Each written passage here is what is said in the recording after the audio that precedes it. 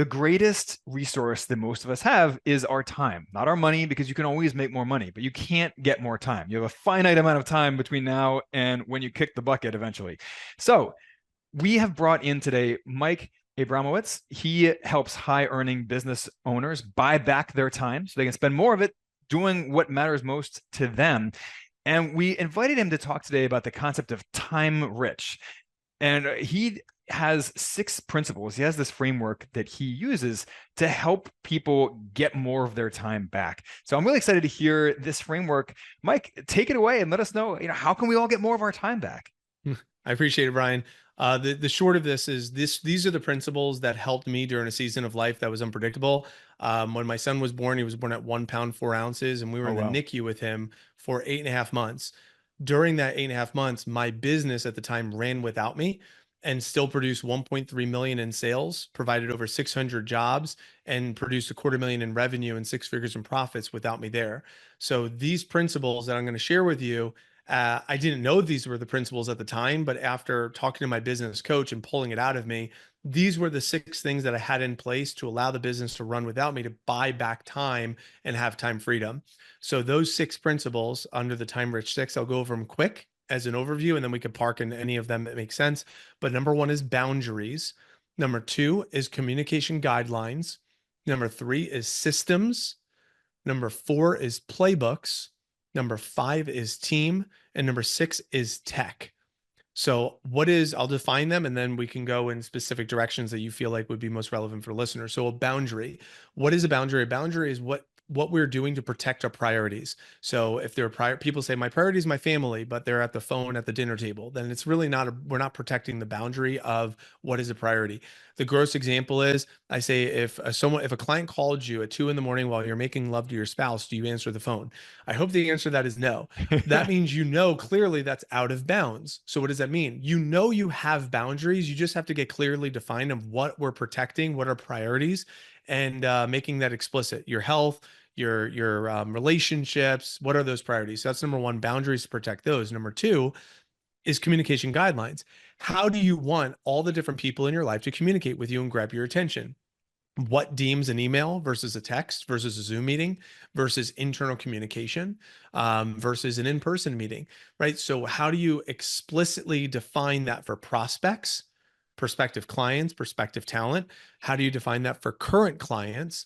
And how do you, for current team members, people that work with you, how do you want them to get your attention? How do you want them to communicate with you? So that's communication guidelines.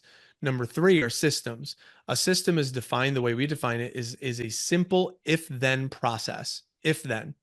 Now, in business, there are 4 pillars of business that you will put a system. Those pillars are attracting, converting, onboarding, and retaining. And you're doing that with your clients and you're doing that with your talent.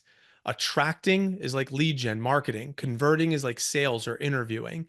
Onboarding and then retaining, like client maximization, or retaining your talent, like meeting cadence and culture driving activities. So all the if thens are like flow charts inside of the 4 pillars of business. From there is the playbooks. Playbooks, the way we define a playbook is SOPs, standard operating procedures. What is the documentation of all of those if thens? So that way there's predictability. It's just like if you go to a sports franchise, they have a playbook and there's a different play. It's 4th and goal, there's a play. It's 4th and long, it's a different play. So there's all these different playbooks. That's the same thing in business. Number 5 is going to be team. Who are the who's that are executing those plays? There's going to be doers or there's going to be experts. Experts are more expensive. They have to be really trained. Doers, you need simple processes for them. Either way, who's going to be out executing those plays for you, depending on what season of business you're in. And lastly is technology. And the tech is going to be, what is the tech that's supporting those who's? That might be, what is the internal communication? Are you using Slack or WhatsApp? Are you using a project management software like Asana or Trello? Or using a CRM like a Go High Level or Active Campaign? What type of AI tools are you using, to like a Chat GPT or a Opus Clips? Or whatever tech is going to be used to support. And I encourage a business owner, anybody listening, to run their tech through a better, more new framework, because technology is constantly coming out and we're always looking for the new shiny object. We're going to get distracted. So that's why it's number 6 on the timer 6, because it's, in my opinion, the least significant, because we just run the better, more new. Let's use whatever tech we are familiar with. Let's just use it better. Let's use it more frequently and more often to collect more data, and then we'll consider something new later. That's the framework that served me. So boundaries, communication guidelines, systems, playbooks, team, and tech is the time rich 6. And that's what's helped me buy back my time in 2023. I had 30-hour work weeks. I had every Monday off, all weekends off, evenings off, mornings off, saved 6 figures and served hundreds of business owners in our business, and had 9 full weeks off. Like, I feel like I live a very time rich life, and I'm in a season where I can now help other people adopt those same principles using the same time rich 6 model. That is awesome. So, here's one thing that I struggle with as an entrepreneur is, so I have a list of all of the tasks that I do in my day, and I have a list of my processes, and then I don't hand them over to anyone else, and I don't automate them, and I have trouble just letting go of that control. And I think that so many entrepreneurs struggle with that. So, what do you tell entrepreneurs who, they get part of the way down this road, but they have trouble, actually handing over their processes and their tasks to employees, to automated processes? What do you tell that entrepreneur? So I have 2 things. The first thing, Dan Martell says in his book, Buy Back Your Time, he says 80% done by someone else is 100% awesome.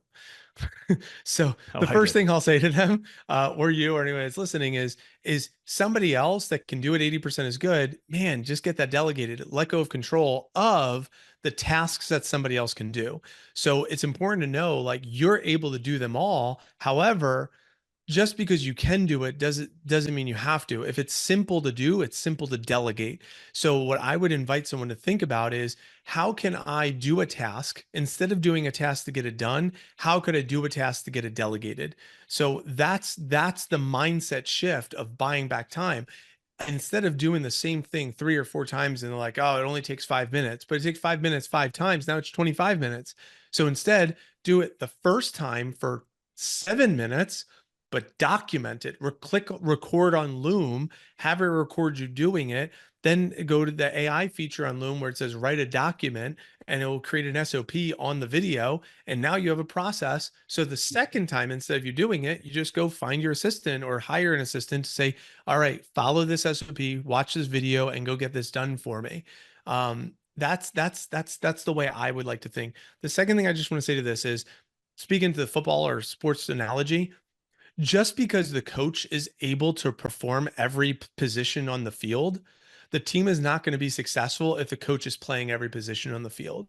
The coach is doing his best job, is guiding the players on the field. So as you're a business owner thinking about this, I highly recommend you to figure out what are the positions inside of your company or inside of your role that you're playing. Even if you're just a passive investor, or if you're an active investor and you have your full-time job, there's still roles that you're playing.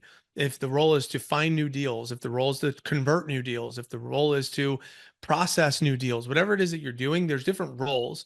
Define those roles. And then if you're filling in those roles, great, but document what you're doing. So eventually you could find some help on the administrative side of those roles.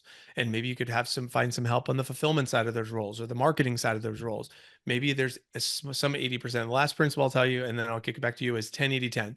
I do the first 10%, I offload the middle 80%, and then I do the final 10%. So if I start a task, it's like, all right, I'm going to get this done. Let me record the video. Here it is. Go watch that video.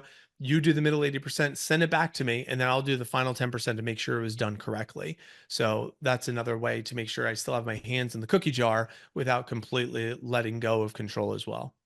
Yeah, no, that's a great framework for looking at this. I appreciate that. So, Mike, in 30 seconds or less, tell us, how do you help people, and how can people connect with you if they want to take you up on that help? Oh, you're muted, by the way. I help people buy back time, so that way they can spend time on what matters most to them. And we do that. We have virtual assistant services and agency. We have about 60 to 70 business owners that use us. And we have about a team of 40 to 50 virtual assistants that are trained on AI. We call them AI powered virtual assistants. We will install them into your team and tackle all their administrative for you.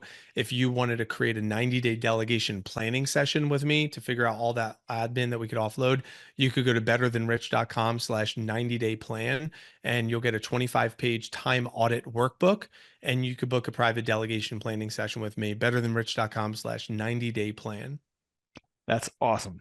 Mike, thank you so much. And guys, if you enjoy these quick, focused conversations that we have, please rate and review the show. It makes all the difference in the world to us. And on that note, we will catch you next time. Want the cash flow, appreciation, and tax benefits of real estate without becoming a landlord? You've heard of REITs and real estate crowdfunding, but you probably don't know much about 5 other ways to invest passively in real estate.